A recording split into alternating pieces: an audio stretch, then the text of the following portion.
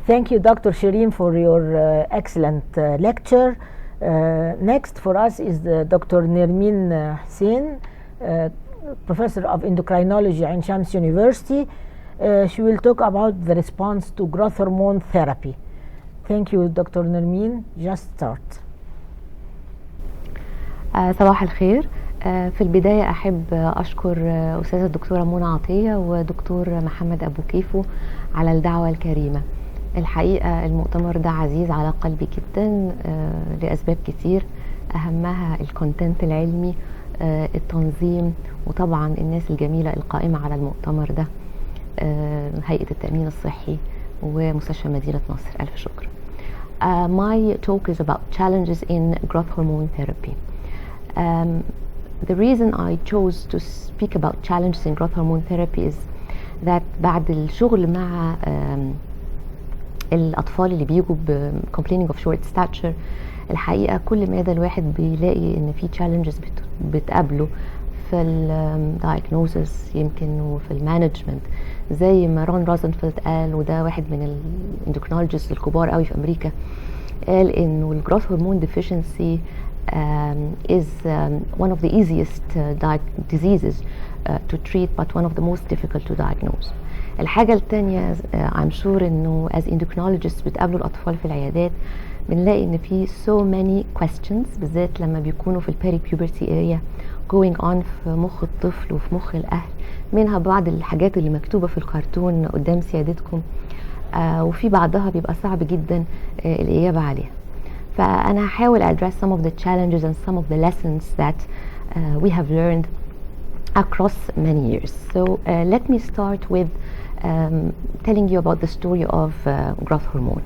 الجروث هرمون ابتدى في الخمسينات لما كان derived from the pituitary gland of cadavers، وابتدى الاندوكرينولوجيست يدوه very selectively لانه ما كانش abundant، فابتدينا نديه للاطفال اللي هم severely deficient in growth hormone، وبالتالي العدد كان قليل، وده استمر يمكن 30 سنة لحد سنة 1985 لما ظهر مرض جنون البقر، وحصل انه 194 حالة suffering from growth hormone deficiency اصيبوا بمرض جنون البقر and then it was stopped، اللي هو البيتويتري derived growth hormone. وبعد 3 شهور من stoppage of the pituitary derived growth hormone، ال FDA وال AMA approved the recombinant human growth hormone، وابتدت ال human growth hormone era as we speak لحد دلوقتي. طبعا once it was approved كان في abundance للhuman growth hormone for treatment، وبالتالي ابتدت الاندوكرينولوجيست يستخدموه abundantly، وابتدى يحصل shift من استخدامه للdeficient لother growth hormone deficient children لother non-growth hormone deficient indications. The response to abundance of human growth hormone الحقيقة was derived from assumptions. أول حاجة إن ال severe short stature in children is a disabling condition that deserves treatment. تاني assumption إن this is a safe treatment for short children even without growth hormone deficiency and even at escalating doses. وثالث assumption إن ال human growth hormone induced height improvement would probably enhance quality of life.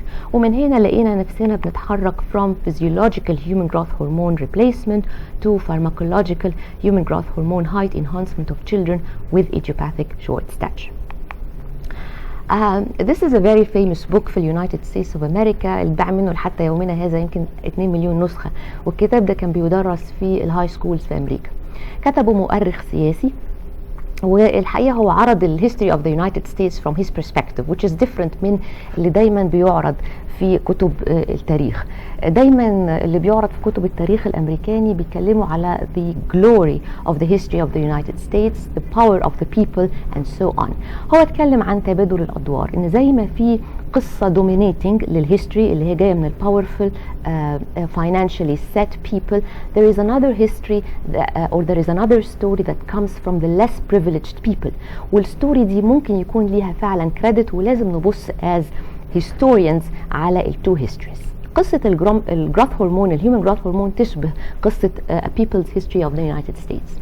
هي قصة dominated by two narratives or two stories. The first strong narrative is towards the expansion of indications, escalation of dosage and maximum height attainment that is generally accepted بالطب as valid, supported financially and is integrated into clinical practice.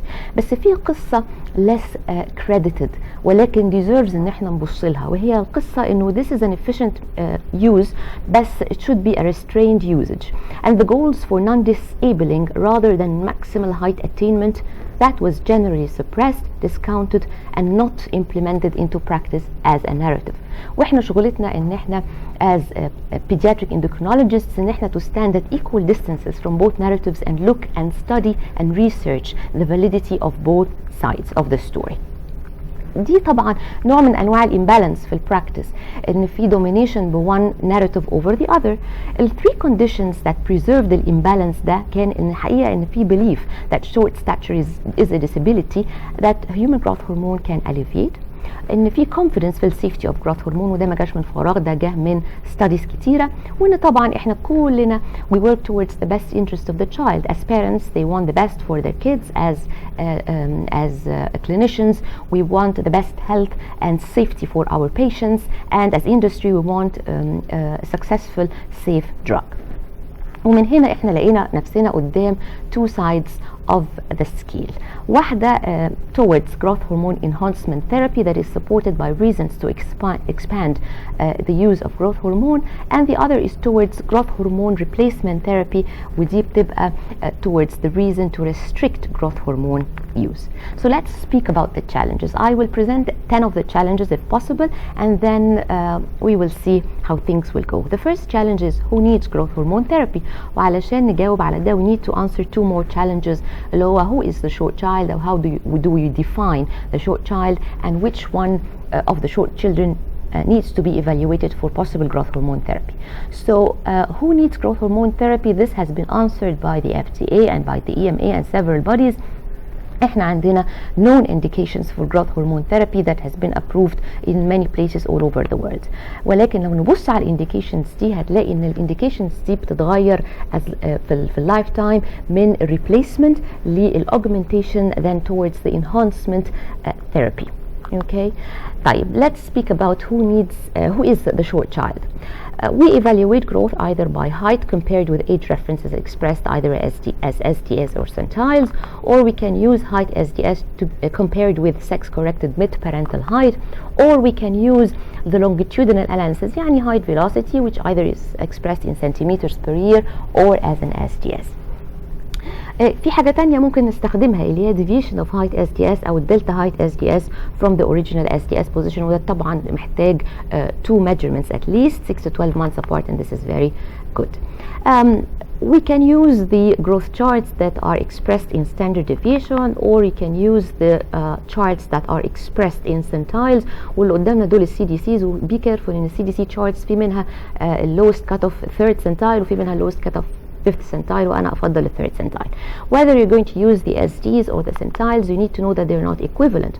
So whether 50th centile is equal to the 0 SDS، ولكن it's not a linear relationship anymore. يعني ال 10th percentile مثلا هو ال -1.3 SDS، ال 3rd percentile هو ال -1.88 SDS مش -2. ال -2 SDS اللي هو ال cutoff for definition of short stature هو actually the 2.3rd centile. واحنا عارفين ان في الاطفال اكبر من 5 سنين ال 1 SDS is almost equal to 6 to 7 centimeters. So the short child is that whose height is below the -2 SDS, and we know that the child can be deficient in growth hormone, but there are also subsets of children who are non-growth hormone deficient and can be evaluated for query growth hormone deficiency and therefore therapy. So which child needs evaluation? One of three conditions. When the absolute height is low, we can evaluate. When the growth velocity is low, or when the predicted adult height falls below the mid-parental height. So let's look at the absolute height velocity. When we're talking about absolute height velocity ناخد بالنا ان احنا we're talking about a snapshot in time. كنا ناخد صورة بالكاميرا. So 1 point. We can use for this for this definition we can take يعني children with extreme short statures اللي هم الهايت بتاعهم اقل من -2.5 SDS. يعني لو هنعتمد على absolute height SDS for evaluation يبقى محتاجين ناخد lower cutoff اللي هو -2.5 SDS. طب لو اخترنا -2 SDS as a cutoff محتاجين حاجات تانية to support the reason to investigate زي disproportion أو dysmorphic features أو SGA اللي ما عملش catch up of growth by 2 to 4 years of age أو deviation from mid-parental height SDS by more than 1.6. كمان لو الchild is not short يعني الهايت is between -1 and -2 SDS we can evaluate not routinely بس لو بعيد عن الميد parental height وبالتحديد أكتر من 2 SDS. What about the velocity? When the growth velocity is low. Growth velocity can be very tricky by the way, and we're saying more than 1 SDS is low provided that the age is between 3 to 10 years of age. ان قبل 3 سنين بيحصل correction of the trajectory ناحية الجيناتيك potential او الميد parental height وبعد 10 سنين البيوبرتي بتخلي الامور صعبة جدا. بس we have to keep in mind that there are slow growers او late developers وال early developers within the normal range. Generally, growth deceleration is equal to a decrease in growth rate of more than 0.25 SDS per year. Keep in mind that the velocity curves are not easy to interpret. يعني كمان طبعا بالنسبه لنا احنا as endocrinologists الكت اوف بتاعه الابنورمال height velocity is when it's less than او below -1 SDS. بس age plays a big role and puberty plays another role. يعني لو واحد عنده 5 سنين growing 9 centimeters per year that would plot him على +2 SDS so superb. ولكن the same amount of growth اللي هم 9 centimeters at the age of 15 years would just plot below the mean علشان pubertal growth spurt. كمان ان ال value of the height SDS في young age is smaller than that in the older age groups. مثلا 0.5 SDS ممكن تبقى كويس قوي above 10 years وما تبقاش كويسة below 10 years. كمان التايم احنا محتاجين at least 6 to 12 months better 12 months if the child is not on treatment لانه ده بيبقى growing at slower velocities فمحتاج وقت اطول علشان نحدد الابنورماليتي في الvelocity whether if the child is on treatment that you need then we can use a velocity for 3 to 6 months. Okay. الميوري ايتال الحقيقه وده اغلب يوروب ماشيه على الجايد لاينز دي في 2016 published the guidelines for evaluation او investigation in a short child وبالتحديد height more than 3 SD below the mean or height more than 1.5 SD below the mid parental height. What if the height is between -2 and -3 so the child is not severely short? Then you have to have a height velocity and document it at least over 1 year when it is below 1 SD. Below the mean then this child needs evaluation, and if it's or if there is deflection in height SD of more than 0.5 over 1 year. If the child is not short, can the child be evaluated for growth hormone deficiency? And the answer is yes, but under certain strict circumstances. بالتحديد if the height velocity over 1 year is below -2 SD أو طبعا لو below -1.5 SD that has been sustained over 2 years وده الحال دايما في growth hormone deficiency in infancy في acquired forms. What about causes of short stature? There's so many causes. لو بصينا في السلايد maybe probably 60-70 causes out of which 9 causes best are only approved for growth hormone therapy worldwide. So I mean this makes our job even more difficult. So out of the 60 we have only 9 that we can treat with growth hormone. Challenge number 4. Primum non nocere, and this is Latin by the way, not French. Primum non nocere is the Latin slogan اللي مشهور جدا في الطب اللي هو first do no harm to the patient. طبعا احنا عارفين انه it is a potentially safe medicine بس في side effects لازم نبقى عارفينها بعضها يعني rarely بنشوفه زي related للرابid growth زي progression of scoliosis with slipped capital femoral epiphysis with benign increased intracranial hypertension بعدها dysglycemia that happens rarely. ولكن المهم قوي بقى في العيانين اللي هم liable to have more than one pituitary hormone deficiency لازم recheck the central adrenal insufficiency and hypothyroidism بعد initiation of therapy. اما بالنسبه للمورتاليتي ودي حاجه مهمه الحقيقه ان all cause standard mortality ratio has been found to be normal في العيانين اللو ريسك اللي هم الايسوليتد growth hormone deficiency ISS non French SGA لان الفرنش population ليهم specific papers that raises question marks. اما ال standardized mortality ratio was found to be elevated في العيانين اللي already عندهم innately high risk for mortality زي العيانين اللي عندهم syndromes او ال multiple pituitary hormone deficiencies وزي العيانين اللي عندهم malignancy. بس to be honest the risk that was found to be related to the underlying cause and not to growth hormone وبالتالي نقدر نقول ال growth hormone might be a facilitator للoncogenesis في العيانين دول but it is not the cause. And this is one of the biggest studies that was funded by the EU about the safety of growth hormone. اتعملت على 24,000 patient اللي خدوا growth hormone و followed them a long-term follow-up and what I have mentioned in my slide was the results and I invite you to read it if you want to learn more about safety. Challenge number 5 is about the goals of treatment. Why are we treating our patients with growth hormone?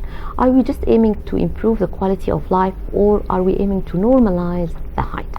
And if you are aiming to improve quality of life, then I don't think you should go for growth hormone therapy because so many papers in the literature said that it does not improve the quality of life. And this is one of the papers that definitely give the best treatment. I mean, not the best, I would say, give the best chance. They treated their patients with growth hormone and growth hormone releasing analogs to try to optimize the adult height as much as possible. وما لقوش فرق بين those treated and those not treated for the psychological adjustment بالذات كمان في وقت الترانزيشن اللي بتبقى مشهورة بالمشاكل. What about the height outcome? And this is actually what we should be aiming at as pediatric endocrinologists, the height outcome.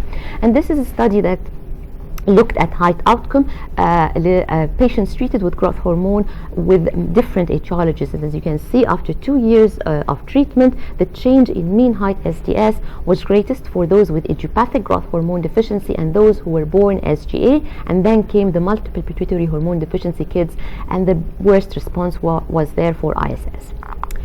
So we do this all the way علشان نعرف who is the good responder and who is the poor responder عشان نقدر نحط action plan for the poor responder to optimize the practice. And the poor responders have certain criteria. You can use the delta height SDS يعني change in height SDS after 1 year of therapy, and if it's less than 0.5 then this is a poor response. ليه 0.5 بالتحديد؟ لأن this corresponds to to an average final height gain of 1 SDS والكلام ده mainly على idiopathic growth hormone deficiency. Or you can use the height velocity. ولو ال height velocity is less than the mean minus 1 SD, this is also a poor response لأن this corresponds to a change in height SD of about 0.4 في idiopathic growth hormone و about 0.3 في ISS. بس at least we need 1 year of therapy عشان أقدر أقول provided that I'm correctly diagnosing my patient. And we all know that there are so many factors affecting the height outcome. أهمها first year increase in height SDS. أهمها كمان الميد parental height كل ما كانوا أطول كل ما كان أفضل. وأهمها جدا بمراحل adherence. Is our patient adherent and compliant on treatment ولا لا? And this is a long term treatment.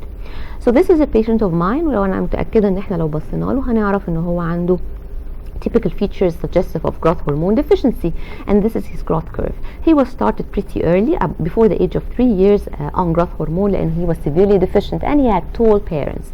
At the height at start of growth hormone treatment was -3 SDS, and after 2 years he moved from -3 to -0.58 SDS, and this is probably an excellent response, as you know, with a very good height velocity. This is another patient with ISS. This was a girl with ISS, and the parents were not as tall as the other boy. And she started growth hormone therapy quite late, I mean before puberty, around the age of 9 years.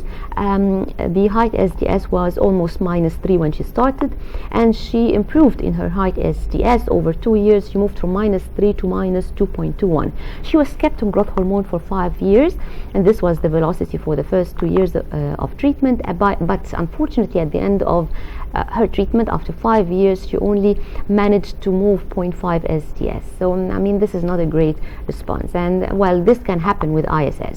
We know that idiopathic short stature has been defined by the Endocrine Society as those kids who are normal in every aspect but they're short, and the cutoff for short stature by the Endocrine Society is minus 2.25 SDS. By the way, other countries use lower cutoffs يعني زي minus 2.6. لكن الحقيقة ان الريسبونس بتاع الجروث هرمون is very variable لأنه this is a heterogeneous group.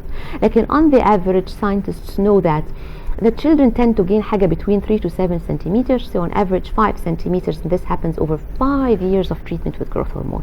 كمان مش كلهم بياخدوا دول، في بعضهم بياخدوا 0 centimeters with no measurable increase in height SDS, but this is not a reason to deny everybody with ISS growth hormone. علشان كده الإندوكراين سوسايتي الحقيقة decided في آخر guideline إنه ال treatment for ISS should be made on a case by case basis after assessment of the physical and psychological burdens and discussion of risks and benefits with parents, so as not to set their hopes high in the sky وبعد كده تلاقوا disappointment. The Endocrine Society used sentences as we recommend against routine use of growth hormone in every child with height SDS less than minus 2.25, and we suggest follow-up assessment of benefits in height SDS as well as psychological impact after 1 year of treatment and dose optimization. We know that they take bigger doses. Challenge number 6 is puberty, and this is a very tricky area. And I'm going to address the use of gonadotrophin releasing hormone analogues بالتحديد مع الgrowth hormone, and there are two subsets of patients. The first subset is the patients with growth hormone deficiency, and the use of such practice remains actually controversial. It should not be standard of care. What about those with ISS or non-GHD deficient short stature? Should we use GnRH analogues in addition to growth hormone? And most of the literature agreed that should be experimental, مش حتى controversial. They use the word experimental. And let me tell you about the evidence. بالنسبة لل GHD kids الحقيقة الأفيدنس بتقول إن إحنا لو استخدمنا ال combined therapy at the onset of puberty, provided that we keep them on such a treatment for at least 2 years, they may gain an extra 1 to 1.5 ST. لكن ال non-GHD وال ISS story is different.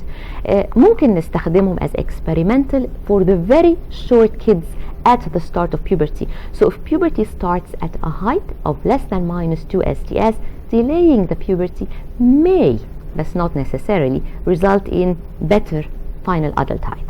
الحقيقة ال SGA kids يمكن ال evidence أقوى شوية، وبنقول ان ممكن نستخدمهم if their stature at the onset of puberty is less than 140 centimeters and you do a predicted adult height وتلاقوه subnormal, you can give them a trial for such therapy. And this is a study that looked at a combined therapy of GnRH analog with growth hormone و growth hormone من غير الانالوجز في الأطفال اللي كانوا deficient, ال growth hormone deficient kids. And as you can see, and I'll move them out, دي ال shaded bar charts هم اللي خدوا combined therapy, وال solid ones هم اللي خدوا growth hormone بس. ال near final adult height is clearly better في اللي خدوا combined as opposed للي خدوا ال growth hormone therapy بس. What about the ISS? This is a study that was performed in France for ISS patients. والsolid squares هم اللي خدوا combined treatment, as you can see, واللي خدوا الجروث هرمون alone هو empty circles. هتلاقي طبعا ان after 2 years of treatment the response was better for those with combined treatment, but unfortunately this study was stopped by the French health authorities due to increased risk of fractures في الجروب اللي خدوا combined therapy. وعلشان كده I should emphasize that such a practice should remain experimental, and be careful if you're going to opt for this practice. Challenge number 7, IGF-1, insulin growth factor 1. Should we use it? Should we not? Why should we use it? And how should we use it? Should we use it at diagnosis to diagnose? Basal levels are actually tricky for the IGF-1.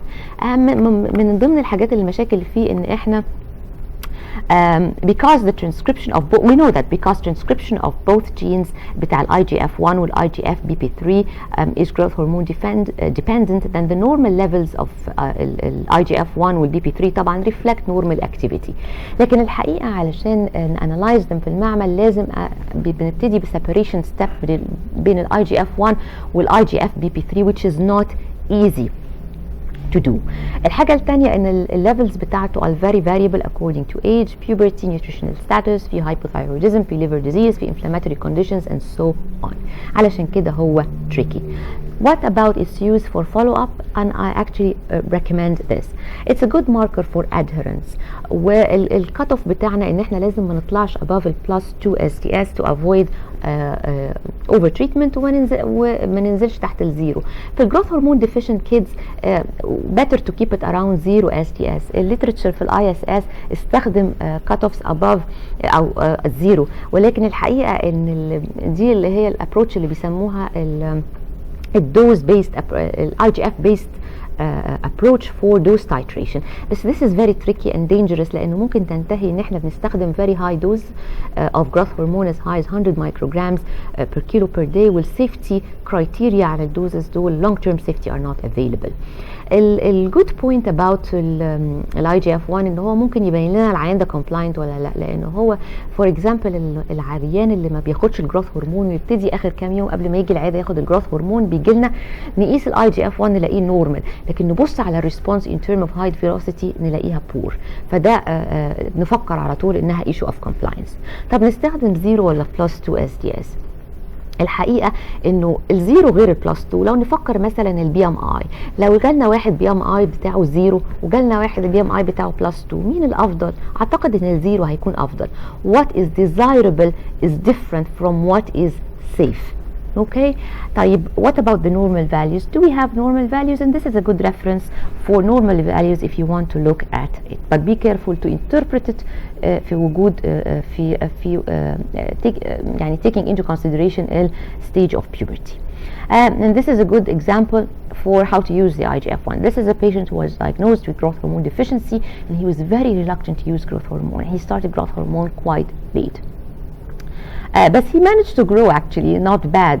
ولكن الحقيقة بعد أول year الريسبونس was good، لكن الأمور ابتدت تسوء. هوريكم ال IGF-1 هي مكتوبة at baseline was below -2 ST الحقيقة، وبعد ما ابتدينا التريتمنت ال IGF-1 level increased up nicely، ولكن في الفولو اب it went down لأقل من اللي كان قبل كده. And when I questioned and kept asking, I found out that he was not taking his growth hormone.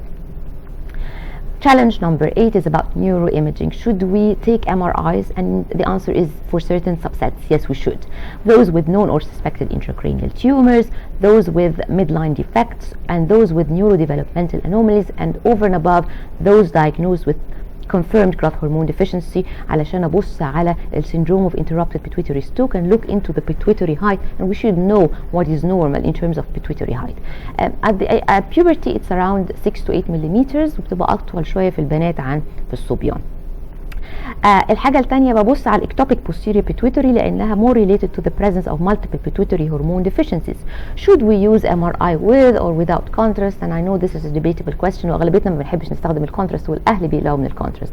احنا بنستخدم intravenous gadolinium based agent for enhancement of the pictures، لكن الأيام دي لقوا إن الجادولينيوم بيديبوزيت في الجسم، وبالذات وبالتحديد لقوا evidence of deposits of gadolinium في البرين، وبالتالي ظهر the new technique that is computer based اللي هو T2 drive technique without the gadolinium administration، يعني without contrast. And of course this is a magic solution أتمنى يكون عندنا قريب with even enhances better than the gadolinium.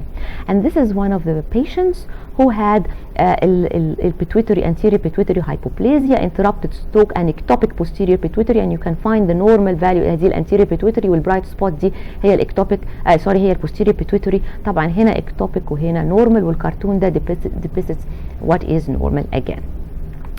اخر 2 challenges هخلص بيهم، واحده before starting therapy and واحده before ending therapy. Before starting therapy the issue of sex steroid priming. Should we prime or not? ممكن to opt for no priming. You can opt for priming for kids with pubertal delay at the age of 13 to 14 in boys, 11 to 12 in girls, or you can prime everybody pre-pubertally around 8 to 9 girls and boys, or you can go in between يعني all pre-pubertal boys above 11 years of age and girls above 10 years، يعني اللي ما وصلش ليه تانر 3 بالتحديد. لو وبنستخدم التستوستيرون او الاستراديول قبل التست. هم تو تيمز بيتخانقوا whether not to prime or to prime. اللي بيقول لك not to prime الارجيومنت بتاعه انه this is a treatment that briefly augments the growth hormone response. طب what about what we're doing and that is not physiological. طب what about the provocation tests for growth hormone? Are they physiological? Are they permanent? No, they are transient. الحاجة التانية بيقولوا انه there is failure to detect the transient growth hormone deficiency في ال peripuberty area. بس should we treat this to be honest or not? الحاجة الثالثة انه السكس ستيرويد تايبس بيختلف من مكان لمكان. اما الفريق اللي بيقول we should prime عنده stronger evidence انه children in the peripubertal period actually display a decrease in growth velocity اللي بيسميها deceleration او الديب اللي بتحصل pre puberty، ودول بالحقيقة if we test them for growth hormone من غير priming بيدوا false positive test، يعني بيطلعوا deficient وهم مش deficient. والدليل ان الفولو اب بتاع الاطفال دول بعد كده عم خدوا growth hormone وقفوا عملوا retesting لقوا ان عندهم normal growth hormone secretion. We know that estradiol augments peak growth hormone only in healthy but not in deficient kids، وبالتالي we can reduce the false positive rates in healthy prepubertal subjects من 40 up down to 5% with priming and thereby avoid the treatment of children with constitutional delay in growth and puberty. وفي 2017 الهرمون ريسيرش طلعت البيبر دي to prime or not to prime. Is that still a question? وبالتالي obviously من التايتل بنقدر نقول إن we should prime. Before ending therapy امتى نخلص الثيرابي؟ there are several criteria, one of which ان الهايت velocity تبقى اقل من 2 ل 2.5 centimeters per year, or you can use cutoffs for born age او chronological age زي اللي قدامنا 15 17 14 for boys 16 for girls لو هنعتمد على 14 for girls and 16 for boys لو هنعتمد على البون ايج، او لو دخل الطفل في ال 10th percentile for the population، ولكن ده ما اعتقدش انه very fair. طب what about those who will need later on؟ احنا عارفين ان في ناس بتحتاج في الترانزيشن و later on as adults. الترانزيشن هو التايم from late puberty to establishment of adult mass, bone composition and also encompasses the attainment of adulthood. We should retest a subset of patients، لكن في بعض patients that do not need retesting ويكملوا على طول، زي العيانين اللي عندهم growth hormone deficiency ومعاها 3 other hormones يعني multiple pituitary hormone، زي العيانين البروف genetically ان عندهم defect في البيتويتري gland او اللي عندهم structural defects. لكن في subset have to be retested اللي هم idiopathic growth hormone deficiency with or without an ectopic او small posterior pituitary. لو دي بس الموجودة لا تكفي ان انا اقول this is permanent growth hormone deficiency. او اللي عنده growth hormone ومع one additional pituitary hormone مش 3 لازم retest. او العيان اللي خد radiation. And how do we retest? We start by IGF-1 level, and if it's low we proceed to provocation testing better using insulin provided العيان يوقف التريتمنت at least 4 weeks او 1 month قبل ما نعمل testing. والcut off using the insulin provocation test is actually lower than that in children. It is only 5.6 nanograms per ml. دول كانوا 10 challenges that I opted to present، لكن احنا لسه قدامنا طريق طويل قوي. There's so many challenges some of which هم موجودين في السلايد زي how about the evidence of neurosecretory dysfunction, how can we prove it? What about the indications for genetic testing in short children and SGA? Who should we do that for? What about the role of prediction models? Should we incorporate the IGF-1 levels in determination of dosing? What about the use of aromatase inhibitors? There are new diagnostic tests for adults that are easier than the ones we're using in children now. When should we use them in children and how? What about the new growth hormone promoting agents and long-acting growth hormone types? And further and above, safety of growth hormone طبعا use in syndromic short stature and so many others. Thank you very much.